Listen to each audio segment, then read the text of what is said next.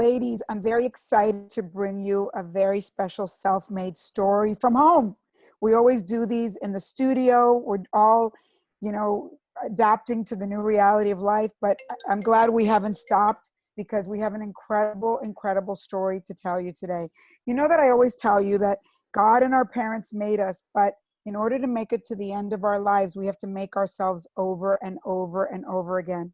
And one of the things I love about this woman is that she has really worked hard for many, many years to finally get to the place where we all want to get to get to the top of the mountain, but it wasn't easy for her. So I'm super excited to bring you Cecilia Munoz, who just wrote a book, and I'm going to tell you all about her, called More Than Ready, Be Strong, Be You, and Other Lessons for Women of Color on the Rise. And I loved this book. I spent the whole weekend reading this book. As you can imagine, I related to it a lot, and I know all of you will too. I'm going to read you Cecilia's bio. It is super impressive, and then we're going to break it down. I know even for me, it's hard to sometimes understand when we hear people's titles, what it is that they actually do.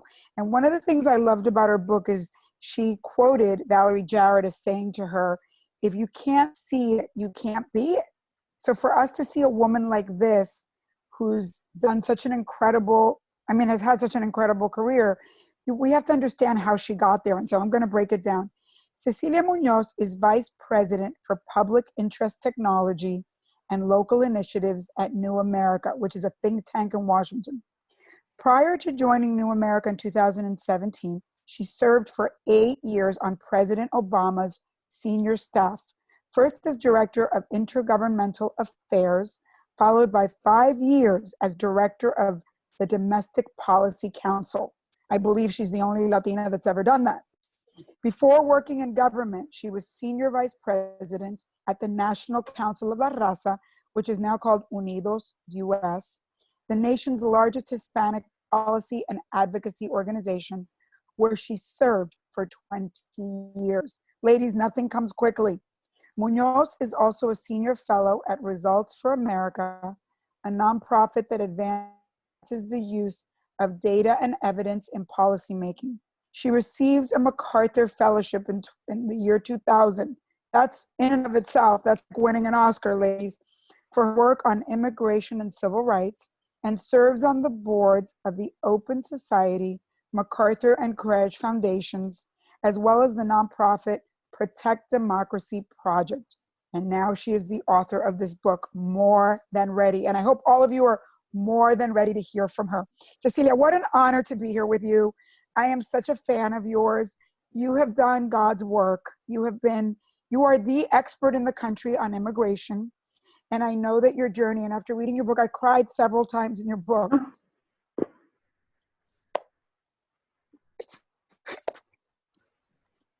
To have chosen what you chose to do and kept doing.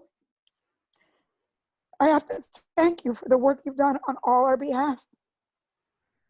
Thank you. But I think it's important. Sorry. I think it's important for people to hear how we chose this. You don't come out of the womb and decide you're going to save our community. And I know you came from Bolivia. Parents were immigrants. You were in Detroit, of all places, where you were probably the only Latina most of the time. Tell us a little bit about your journey, because you speak a lot in the book about identity and finding your voice and your path. Can you talk about it for us? Thank you. So first of all, Nelly, you're a legend. So I'm so honored to be here with you. And the fact that the book spoke to your heart just means everything. That's what I was hoping to accomplish.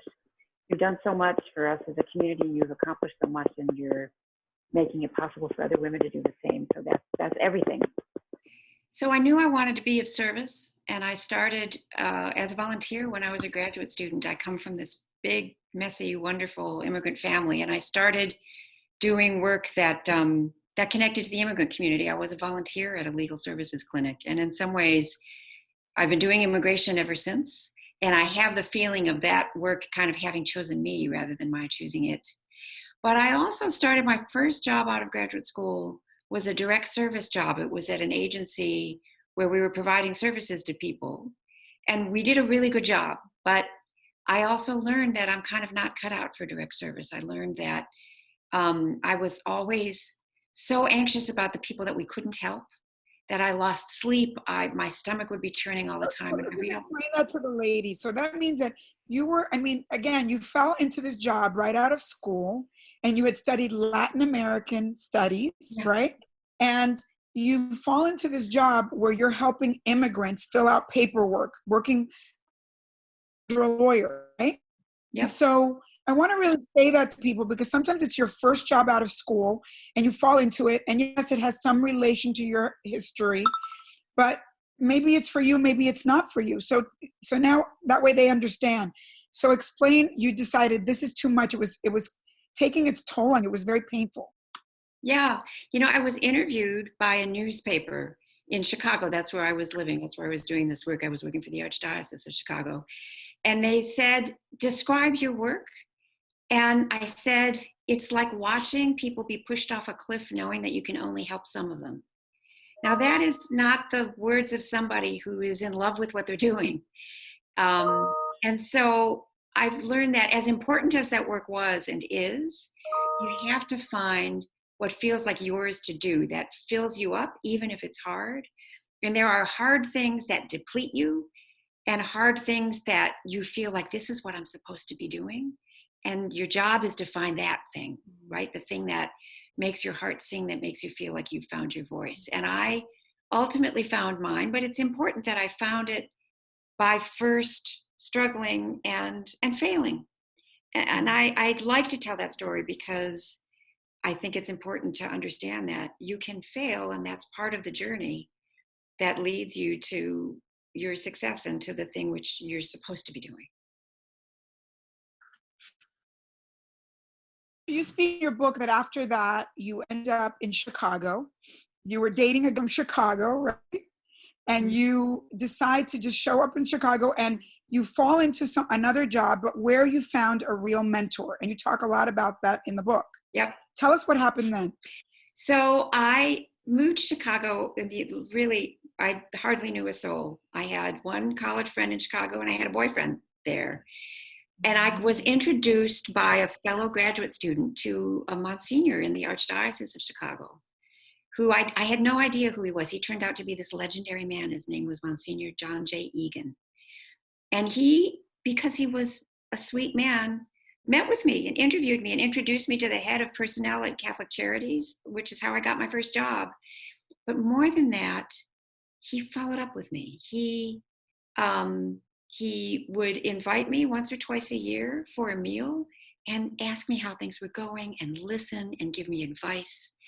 And even after I moved to DC and started working at NCLR, when he came to DC, he would look me up. He would take me out to breakfast. He would give me advice and guidance. And I'm so grateful for that, because he was this very eminent social justice warrior. He didn't need to be spending time on a 26-year-old nobody, but he did. And it made an enormous difference to me. It got me started in my career. And I try to pay that forward and be a guide, if I can be, to some of my younger colleagues, because somebody like that did that for me, and it meant everything.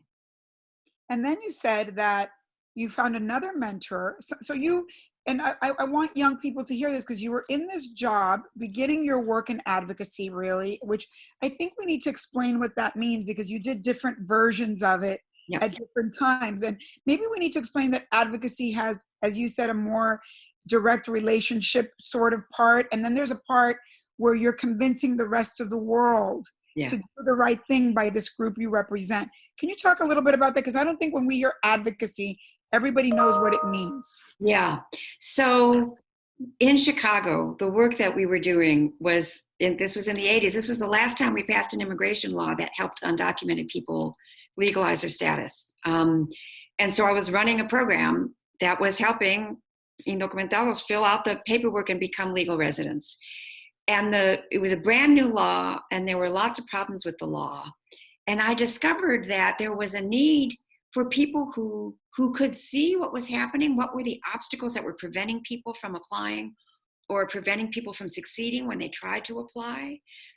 People were worried that if they accepted a bag of food from the food pantry, that would undercut their ability to qualify.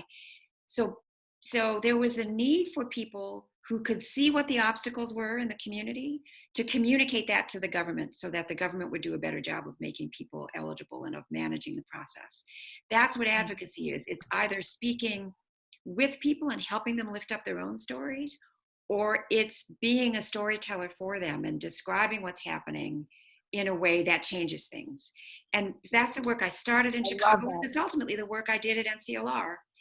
And the more, the more sophisticated name for it is sort of policy analysis and advocacy, but it's the same thing. It's understanding what's going on with people and then finding a way to explain their experience in a way which says to the people in government, this thing needs to change because you're not accomplishing even what you set out to do because these people face this particular obstacle. I think it's particularly difficult for a lot of people of color that are not African American to understand this work, because we have to understand that African Americans, just like Jews before them, almost invented this arena because they had to, right, in order to be heard. And I think you're right. For so many Latinos or Asians or other people of color, it feels in our communities we have to do double the work because they don't really get that to have the rights that we have, someone behind the scenes is fighting your battle for you. Yep. And talking to politicians, and takes many years. It's a very slow process. And then coming to you with the results that sometimes we don't even want to take because we don't understand what it all means. And that's why I cried so much during your book, because I realized how many people come before us that do so much work so that you have the privilege of the rights that you have in this country. And right now, in the middle of a crisis, in the middle of the coronavirus, in the middle of everything we're going through, I am convincing women to go get the money from the government. And they're like, so many Latinas, even friends of ours, are like, no, me da pena. And I'm like, no, this is why we pay our taxes. This is why we are the #1 customer in America, to have the rights to then enjoy the benefits we have as citizens. So that's why I think your story right now is so timely, to understand why right now is when we use the rights we have as citizens. We're who it's for, right? The resources that are being made available to people and to small business owners, that's us, that we're who it's for. Mm-hmm. But the thing I would say, as much as we know, we've learned the history of the African American civil rights movement, which has done so much for all of us, not just for African Americans, and of the women's movement, which started by fighting for the vote, right? We also have such a movement, and we have organizations that have been fighting for rights and for advancement going back a century now and more. But we don't know our own history, and we don't know that we as Latinos have been here the whole time since the founding of this country and before. We've fought in every war since the Revolutionary War, and we've also been fighting for rights. And the first, one of the first desegregation cases, the first cases that fought because our people were in separate schools compared to non-Latinos, compared to white people in California, Mendez versus the School District of Westminster, that is a court case that precedes Brown versus Board of Education. So we also have a rich history of fighting to make this country live up to its ideals, but we don't know, we don't learn our own history. So I love the part of your story where you go to Washington, you find another mentor, and you get a job at NCLR, National Council of La Raza. For those women that don't know what it is, our version of the NAACP has been for many, many, many years, National Council of La Raza, which for many years was led by Raul Izaguirre, someone everyone in the Latino market admires and just reveres. And then we had our first woman come in and run the organization, Janet Murguia. And so you spent 20 years at NCLR, which is now the name changed to Unidos, because before it was about Mexican Americans, and now it's about all Latinos. And I love the stories, because here you are, this woman that self-admittedly is introverted. You're working in an organization where you're a hidden figure, where not very many women were policy makers and fighting for policy, which is really more the job of a lawyer. So you almost had to take on the job of a lawyer. And you talk a lot, which I loved, about your transformation and your road to success and the things you had to learn in a world of men where you were put down a lot when you showed up to speak to senators and Congress people and spoke on the House. Can you talk about that journey? You talk about clothes, having to learn how to dress, having to learn to prepare, having to learn to elbow your way through men when you said, I'm short, I'm soft-spoken, and I'm an introvert. Can you talk about that? Yeah. So I get to Washington. I'm all of 26 years old. I'm 5'2". I come to NCLR, which was an amazing place to work, and Raul's leadership is legendary. And I was hired by a guy named Charles Kamasaki, who's still at Unidos US, who was an amazing, amazing human and a great boss. But Charles was one of a circle of men who had been making immigration policy, been helping pass laws, and they were, with the exception of Charles, who was my size, they were tall, they knew each other, they were like a network of brothers. And the thing that Charles did for me was he hired me and then he backed away. He gave me his chair at the table and he disappeared, and he made me sit in that chair with all of the guys, and I had to hold my own, and it was kind of scary. And at one point, and this is the sharp elbows use that I describe in the book. At one point, we were at a congressional meeting, one of those meetings where Congress people are developing a piece of legislation and making changes to it, and it finishes, and the guys all stand up and they form a huddle in a circle, and I'm not in it. And they're talking about their next moves and they're making strategy, and I'm not in the circle. And I went back and complained to Charles, and he said, look, you're new, you're young, you're a woman, you're short. You just need to throw an elbow. You just need to elbow one of them and say, hey, can you let a colleague in here? They're not doing it on purpose. So I did. And I only had to do it once. But if I hadn't had Charles's encouragement, it never would have occurred to me to do something like that. So I learned little by little to assert myself. But back then, it never occurred to me to do what I know now, which is to say, guys, first of all, we're working on immigration policy. How many of you is a Latino? Not one of them was, not one. So, I did not walk in with the sense that I had standing because this was my community that we were talking about. It never occurred to me to throw that around. And now I understand, and this is one of the things I try to convey in the book, we bring experience to any table that we sit at just by virtue of who we are. The people around that table in any setting, whether it's in business or in law or in a classroom, wherever it is, it's important that we be there because we bring experience that nobody else has. And the people that we're with may or may not understand that it's important, but it is. And as long as we walk in knowing that, then we will have the confidence that we need to assert ourselves. Well, I want to say a few things that you said in the book that I think are very powerful for young people specifically to hear. You talk about finding your voice and declaring it. That at some point when you were at NCLR, you finally realized, I am an advocate. Mm-hmm. And that when you knew that more than a title or more than anything, that when you find the work that aligns your interests with what you're naturally good at, where your skills are, right, that everything comes together. Can you talk about that for young people? Yes, I think of it as finding your voice, but I think of it as like a continuum. If you think of a line and there are infinite numbers of points on that line, and you need good people at one end saying work, say, for example, working in government, you need good people at the other end working, say, as organizers, knocking on doors. You need good people at every point on the spectrum. And your job is to figure out where you belong along that line, right? So I thought I belonged in direct service, and I tried it, and I discovered that wasn't where I felt energized and successful. And I discovered that I was an advocate, and it felt like every morning I would leap out of bed knowing what I needed to do that day and feeling excited about it. And that's what it feels like to find your voice. So your job is not to do what seems important, because everything's important. There's so many things that are important.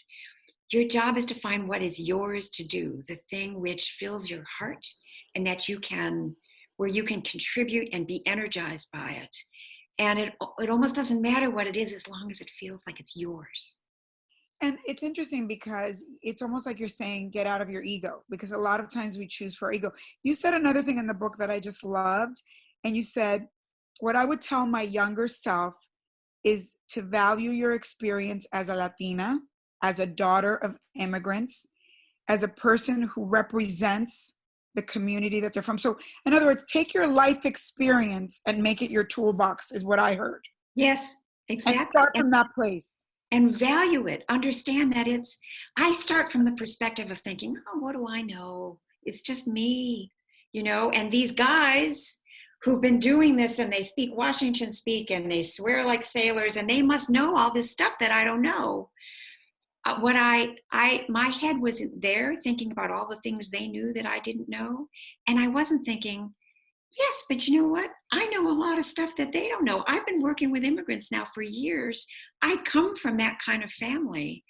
I have knowledge that they don't have. And I didn't start from that perspective, and I should have. And so that's what I'm encouraging other people to do, just by virtue of being in the room, by coming from your own family, by coming from your own neighborhood. You have knowledge that the world needs. And it's important to value that. And now I'm going to move over a little bit and get out of the sun. I have to tell you that as I hear you though, like, because, I related so much to, because, we've both been in a very tough industry. And I realized though your secret sauce is that you have a very soft Zen voice. So you probably say the most mean things, but it comes across really sweet. Whereas I sound like Joan Rivers. And so I'm tosca, like I rub people the wrong way, but you're very soft. So I actually think it's your secret sauce. But I want to talk because I think it's important for people to hear you also, you spent 20 years at NCLR. So I don't want people to think, a lot of times people think you reach mastery overnight. No, 20 years of work. And in those 20 years, you talk a lot about your personal transformation, clothes. You say a lot about, a lot of times we get mad as women of color because and it's true, people in corporate America don't like our hair or our earrings or the way we look. But you said something very powerful in the book about looking the part, blending in so you can be heard. Can you talk about that? Yeah, so I got to Washington in the late 1980s, and Raul was leading NCLR, and we as a community, we were still invisible. Like Washington hardly knew Latinos existed in the US, except maybe in Texas, maybe in Florida. And so we were, the staff at NCLR, we were the Washington's exposure to our community. And to Raul, it was very important that we look professional. And the way he would put it was, and I say this as someone I know he has real reverence for the people who harvest the crops that feed us all. But he says, if you don't look professional, if you look sloppy, they're going to treat you like they treat farm workers. And that's how they're going to see us. And we need to show up as people who are polished, who are professional, who are capable. And so that meant suits and heels and pantyhose back then. But it also meant being prepared. I got trained. If there's a typo, if you are handing out a document and there's a mistake, they're going to think we don't speak English. So it has to be perfect. You have to be better than everybody else just to be taken seriously. And that's to over-deliver. That's right. And we know that that's true as women. That's always true for us as women. And it's more true for us as women of color. Any mistake, it feels like it reflects on all of us. So we don't get to have a bad day. We don't get to make a mistake. And so, I spoke to 7 other women of color, as you know, in preparing this book. Loved it. And they all said the same thing. Native American women, Asian American women, African American women, and they all said the same thing. You know how I cope with the doubts that I sometimes feel, or the doubts that people around me have about me? I over-prepare. I do my work. I make sure I know my stuff. When I sit down at that table, I'm ready to deliver, because we have to be. Well, the other thing I really related to in the book, you said a few things. You said many times when you were in that business, those 20 years at NCLR, it felt like women were the back of the house and men were the front of the house. and that it felt like you were always fighting to get to the front of the house. And even though you might know more, just the way other men dealt with a group of people and you being the only woman in the room a lot, you would feel like the back of the house, the one doing the work, not the one speaking up. How did you, and you say that one of the ways you started getting to the front of the house is you create, which a lot of women do, start behaving a little bit like the men. You start cursing a little bit. I did. You start having male traits. Can you talk about that? Yeah. So NCLR was obviously led by men, by people like Raul and Charles, but the policy staff were women. And so that was kind of a nurturing environment.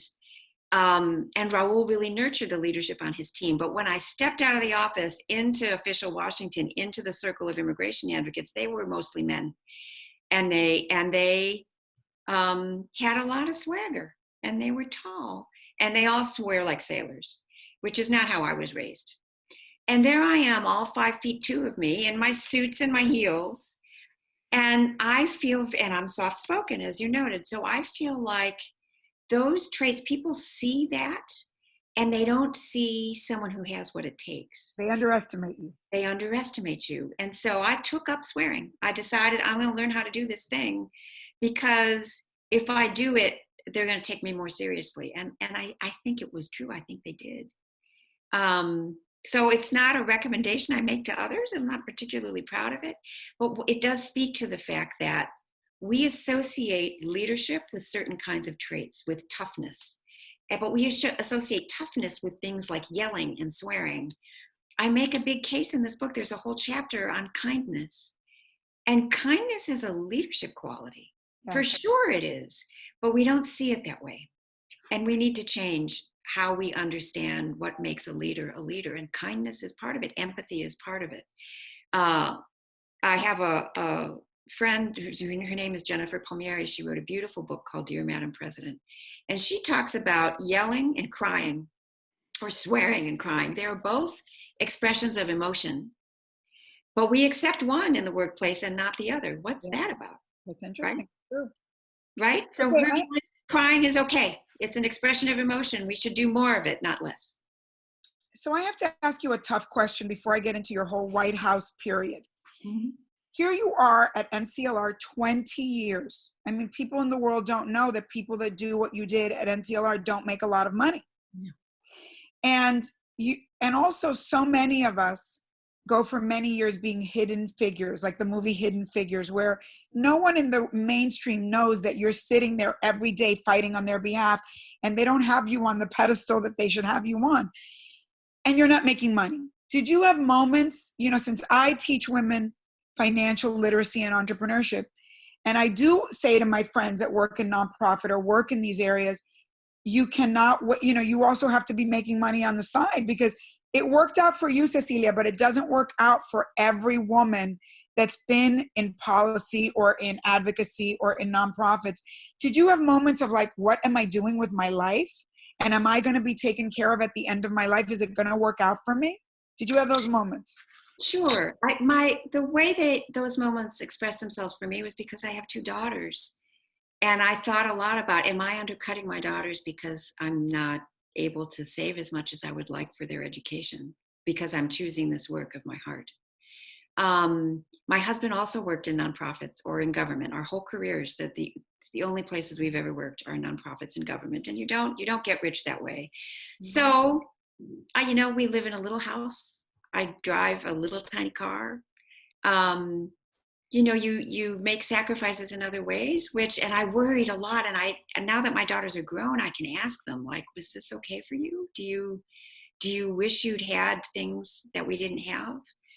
And they say, we understand you were trying to make a difference in the world, and we're proud of that. And they've turned out okay, which I'm very proud of them. So, but I also have to say that Raul fought very hard to make sure that NCLR was the kind of place where you could work and also amass a retirement savings. Mm. Like, he fought for that, and he raised money for that. And he saw people, colleagues that helped organize the movement when he was young, sacrifice everything and then leave their families destitute when they passed. And he wasn't going to allow to women, though, knowing everything you know about the importance of, would you say, to balance it out, especially in today's world where there's a digital age that women can make money in other ways? What do you think, especially after having been at NCLR and knowing that our issue as Latinos, as African Americans, as Asians is economic empowerment? Would you stress that to your daughters and to the women listening? Oh, yes. In fact, I'm teaching my daughters how to invest. They both make very modest livings right now. They're young. But I'm teaching them how to invest, and I'm teaching them financial literacy and making sure they know how to be smart in this world, and they know how to save, and they know how to not be taken advantage of. And that is absolutely paramount. We, as a community, we are, preyed upon by these check cashing places, right? And these predatory lenders. That we are very vulnerable, and part of what makes us vulnerable is that we don't know, and we think money is not an okay thing to talk about, and that's a mistake. So you can earn a modest living and still save, and you can earn Become self-made through your right, and you can earn a modest living and still be a homeowner if you're smart and disciplined. And so it's important. I know this is a big part of NCLR's mission was to empower Latinos economically. So that's why I ask you. But now I want to go to the juicy part of your book. So I'm going to take a detour to, your life did really work out. And I have to say, it is a testament to that mastery that you spent 20 years doing. You had an incident happen that at the time you didn't think was that big of a deal. You were at an event where now President Barack Obama, when he was a senator, and you kind of got a little upset because, and that happens to me every day, that you're in a room of people and they're discussing all the issues in the country and Latinos are not even mentioned. And you did something a little bit out of your comfort zone. Can you talk about it?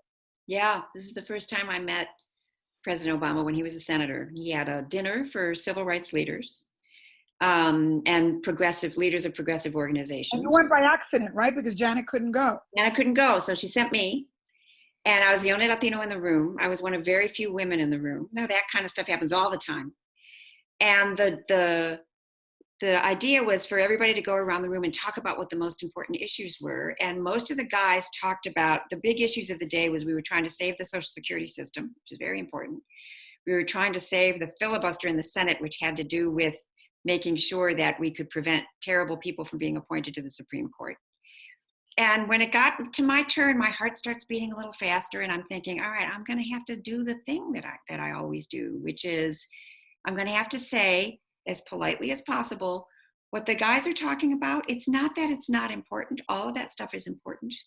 But Senator Obama, if you're interested in getting to know the Latino community, this stuff doesn't matter as much to us. So half of the room was talking about extending unemployment insurance because we were in a recession.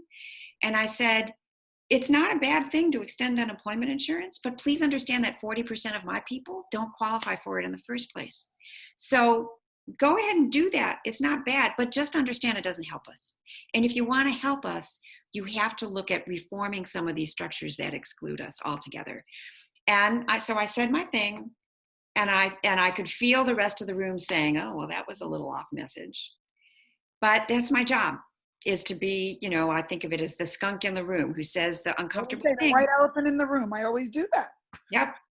And then everybody finished going around the circle. And when the dinner broke up, I'm an introvert. I'm trying to get out of there as fast as possible.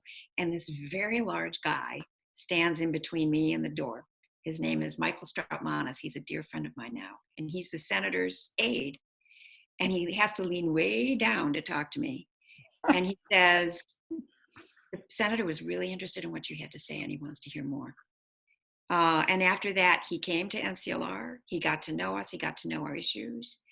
And he understood me as someone who would tell him the truth, even when it was uncomfortable, which is how I got to know him.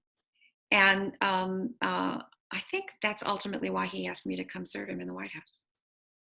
Well, so let's talk about that. The day that you get the call, you're also clearly, Cecilia, very humble, because he basically, you get asked to go work for the president. I don't even know what was that like to get, where were you when you got the call? So, so the first call was to come and interview. I was in this very same room where I'm sitting. And I said, this was from John Podesta. And I said, why does he want me to come and interview? And they said, well, they want to talk to you about a job. And I said, John, I just have to tell you, my daughters are teenagers. My mother has just died. I'm really focused on my kids. I don't want to turn their life upside down. And I know you need great people in government, and I want you to have great people. You also need great people outside of government, and that's who I think I am. But I'll go in for the interview because I want to know what everybody thinks about immigration reform. Mm-hmm. But I thought, this is great. I can go in for an interview. It's a low stakes interview because I don't want the job. So I was honest. I said, look, I don't want to turn my family's life upside down, but now talk to me about your plans. And then, so I was honest. And after the interview, they said, I got a call the next day saying, well, we have bad news for you. We really want you to take this job. And I talked to my family and I called them back and I said, no. I said, I'm very honored, but call me in a second term because then my kids will be grown. And they said, well, we think this isn't going to end here. And I thought, I'm sure that's not true because everybody. Well, her husband said something very powerful to you. Well, he said that the next time. So the next day, I'm driving my daughter to her allergy shots, and my cell phone rings, and it's a Chicago number, and I think, oh. And at first it's the chief of staff, it's Rahm Emanuel, saying, we're going to try to make this a family-friendly White House. And then he says, can you wait for a minute? And the next words I hear are, this is Barack Obama. And he's very over the top when he's trying to recruit somebody. He said, Hillary can't say no to me and neither can you. My husband is not one of those people who, when everybody's running this way, he's the guy who turns around and says, why is everybody going in that direction? Maybe we should reconsider. That's the guy he is. And when I called him to say, you'll never believe who just called me, he burst into tears and he said, you're not being recruited for a job, you're being called. And that's when I knew I had to say yes. And I'm so glad I did. I learned so much. But it's also, aside from being a parent, it's the hardest thing I've ever done. It's the hardest. So the part of the book that I guess I cried through is being at the White House. Because as you said in the book, there's so few of us and we're always the first this, the first that. I was the first Latina president of a network. And I remember the joy of finally getting that job and thinking, I did it, that I had started as the station manager that became the president of the network. But then you go in, and this is where your book just really blew me away, because you are going into the lion's den of politics, of personalities. Imagine me in Hollywood with all the people yelling at me like they were yelling at you. And people from the outside, the Latinos, judging you, like, why are you not doing things quicker? Why are you not getting things done? And you're in there barely trying to get your voice in there. And nobody knows that, there's so many other agendas and that you're struggling to just, and that all this doubt comes in. You said in your book, which I love, politics makes you doubt yourself from the inside out. You're never good enough. You're never smart enough. You're in the room with all smart people. And some of them are louder than you and taller than you and bigger personality than you.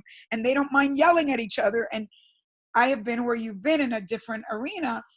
Talk about that experience, because it was, I recommend to everybody to read the book, because to go into the White House from your eyes and to feel what it feels like to be a Latino in the White House with all of those pressures was very fascinating to me. So can you talk about it? Yeah, I knew from the day I accepted the job that I would be criticized from within my own community, and I accepted that. That's what the advocates are supposed to do, and I accept that. I also knew that I wanted to be able to walk out of there and still look at myself in the mirror every day. Like I knew I needed to be true to what I knew to be right. But I believed in my president, so I believed he wouldn't ask me to do something that I didn't believe in doing, and I was right about that. But you're right. The people that I worked with were amazing and brilliant and fast-paced. And at the beginning, we were in an economic crisis that was, the economy was shedding 700,000 jobs a month, and it was a really scary time. And you realize this is a historic moment, and you want like the grown-ups to be riding in on their white horses, and now I'm one of them. I have to get it right. Like, it matters to get it right. So it's scary. You doubt yourself, and you can feel the people around you doubting you sometimes. And I think as women, and as women of color in particular, if you're doing it at a network, you must have felt this, where you walk in the room and you can tell some people are thinking, well, she's just there because of her name, like her ethnicity. You're the token, you're the check the box person. Yeah. And I know that that's true because one of the chiefs of staff I served under said so. He told two people that were writing books about the first term, essentially, that he was disappointed that I was promoted to domestic policy director because. So let's talk about that, because you had one job going in, you threw your name in the hat. First of all, what were you doing the first round? And then what did it mean to have that job that I believe no other Latina has ever had? So my first job was as director of intergovernmental affairs, which means that I was managing the president's relationships with governors, with state legislators, with mayors, with tribal leaders. So it was a relationships job. And because we were trying to get the economy back on track, there was a lot of work to make sure that the governors had the tools they needed and the mayors had the tools they needed to get people back into jobs. After 3 years, the domestic policy director, whose name was Melody Barnes, who's wonderful, left. And that's a policy job, and a policy is the work closest to my heart. So I threw my hat in immigration. You could use it there. Right, exactly. And the work I did at NCLR was policy on immigration, on civil rights, on education, on healthcare. So I throw my hat in the ring, and Bill Daley is the chief of staff, and he is putting forward names of very eminent people that I know, people that I know the president loves, people who are certifiably brilliant. I describe in the book that one day after I'd interviewed for the job, I'd go to my favorite bookstore, and there's one book on the table by one of the other people who Bill wants for the job, right next to a book by the other guy that Bill wants for the job. And I look at those two books and I think, what am I even thinking? Like, how am I even thinking that I could be in the same league with these people? What's wrong with me? Like, that's crazy. But I got the job. And in my heart of hearts, I know that I got the job because I know I can do it and do it really well. And I was in that job longer than any domestic policy director in the country's history. And I'm the first Hispanic person in that job. And it's a lot of responsibility. So the way I handle my sense that the chief of staff, who then becomes the former chief of staff, had doubts about me, and I don't know who else might have doubts about me. The way I handle that is the same way the 7 women that I spoke to handled doubt. I did my work. I worked, how this is when you're a woman of color. You have to work harder than everybody else. You have to run circles around everybody else. You have to really do your homework. And so I would walk into that meeting prepared so that if I had any lingering doubts, I could lean into the fact that I knew my stuff. And that's how we do it. It's part of why the book is called More Than Ready. It refers to 2 things, really, that the world is more than ready for what we bring, but also because we compensate for our own self-doubts and for the doubts that we can see around us by really doing the work, by making sure we are on top of it. You told a very interesting story, kind of that goes one with the other. One is the time you had to go testify in front of the Congressional Council, right? And then the other time that you are getting bad press for not doing enough for Latinos, and at the same time you speak to someone in the press and they write what you say in a completely different way, and you get in big trouble. Mm-hmm. And you're going to walk in that day and you're going to get yelled at, because the style of Rahm Emanuel was to yell at people in the morning meeting. Yeah. What was that like, knowing that Rahm Emanuel kind of thinks you're an idiot and is going to tell you that in a way? Yeah. And how do you deal with all that? So that was, it was terrible. It makes my stomach hurt just to think about it even still. My stomach hurt. There was a meeting every morning in a room called the Roosevelt Room in the West Wing of the White House. The Roosevelt Room is like 3 paces away from the Oval Office. We meet there every morning at 8:30. Rahm Emanuel is the chief of staff, who is a good man and a good public servant, but he has a temper, and he swears a lot. And if he gets mad at you in that meeting, there's 40 people sitting in that room. he will rip your head off in that meeting while everybody watches and everybody stays silent and hopes that it won't be them the next time. And the day it was my turn to get yelled at, I knew, because I'd spoken to this reporter and the reporter twisted the story, and I knew it was going to be a problem. And I slide into my seat in the morning meeting next to Valerie Jarrett, who was my friend and at the time was my boss. And I said, how much trouble am I in? And she said, so much trouble. And I thought, okay, here it comes. And sure enough, I got reamed out in front of everybody. And it was oddly liberating because everybody walked into that meeting with a kernel of fear of like, is today going to be the day that I get screamed at? And that day was the day. And he yelled, and like I didn't get fired, and the world didn't end, and we all went to our offices and did our work for the day, and it was over. And I realized sometimes when the worst thing happens, you realize you're going to be fine. The thing that you fear turns out to be actually kind of harmless, right? So it was uncomfortable for about 3 minutes, and then it was over. And I went about my work. And as long as you stay focused on the right thing, which is to do the work well, then you can endure the thing which is less important, which is what do people think about you in this moment or today. And there's a chapter in the book called Daring to be Disliked. And I feel this really strongly. If your goal is for everybody to like you all the time, you can take actions that accomplish that goal, but you might not be very good at what you do.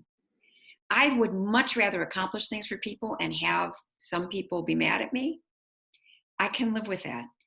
But it helps, and this is how I start that chapter, it helps if you know to get your love at home. In other words, if you know who you are and the people who love you know who you are, you can live there.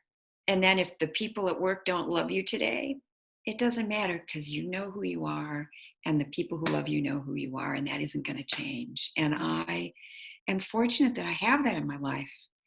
And I could come back from a rough day and know that my kids knew who I was and my husband knew who I was and my family would be there for me no matter what. And that's enough.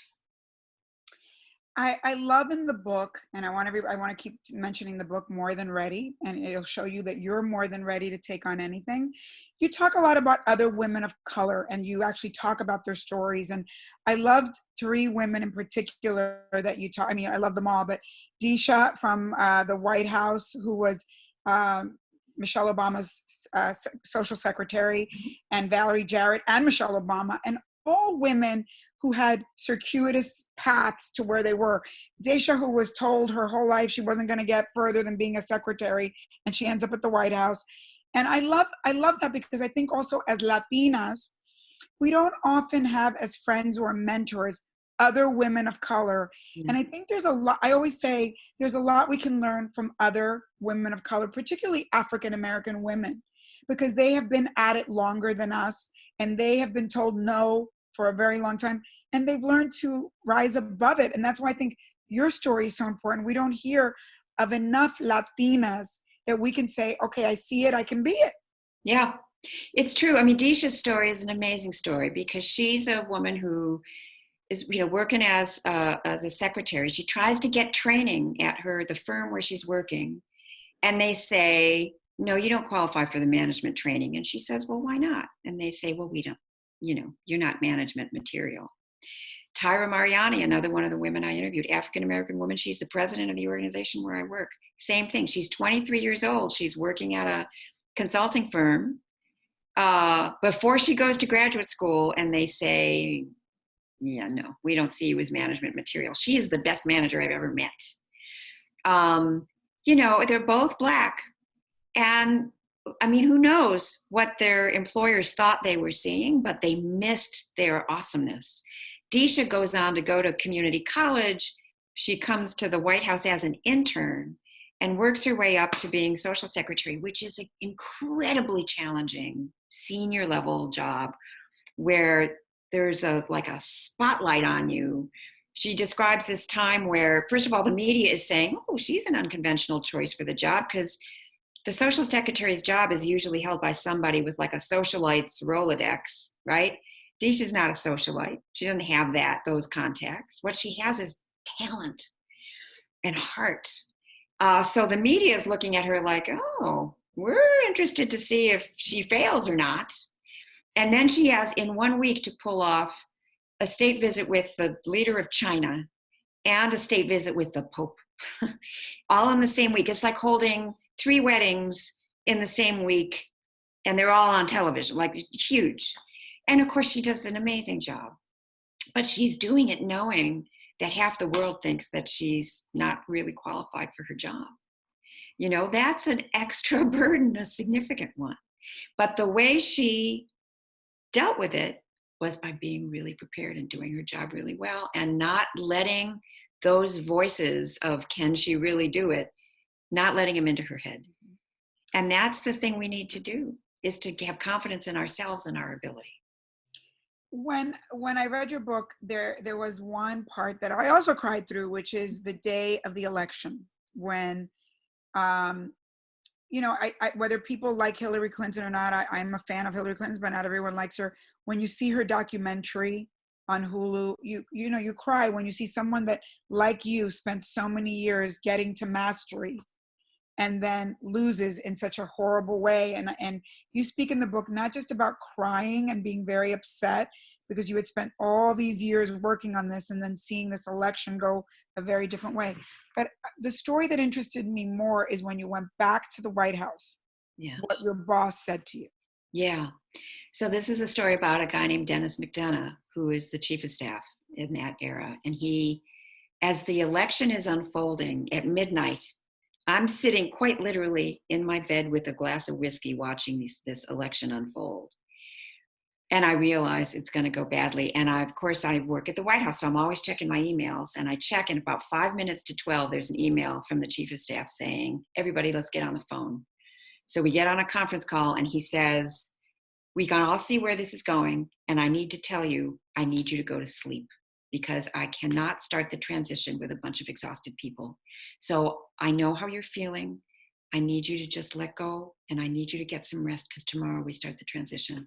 And we go in the office the next day, and clearly Dennis has not taken his own advice. He hasn't gotten any sleep.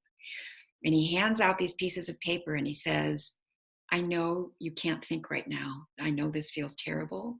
So I've done the thinking, and I want you, each one of you, to convene your team, and here's what you're going to say, because I know you can't figure out what to say, so I figured it out for you.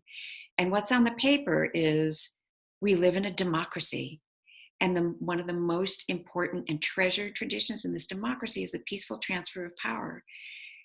The Bush administration handed over the reins to the Obama administration with grace and with belief that the country and the democracy matters so much that I can hand over my job to someone who I fundamentally disagree with and understand that that is a good and important thing to do. That's how the Bush administration treated the Obama administration coming in. And that is how we're going to be with the Trump administration, because no matter how you feel about this result, democracy matters. And I thought, yes, of course. And that was the North Star that got us through that very hard day, that we were still doing something noble and great, even though it didn't feel good in the moment. And that got us through. And that's in a section in the book that talks about having a North Star, that no matter how difficult the times are that you're facing, if you know what matters and you are trying to steer toward that, you'll be okay. I want to leave us with one thought of something you talk about in the book, which I think is also very powerful for young people. You really speak a lot about heroes, people that we identify with, Abraham Lincoln. I mean, different presidents that are in Washington, they have monuments to them, and how all the people that we value and we look up to are flawed heroes. They're not perfect people.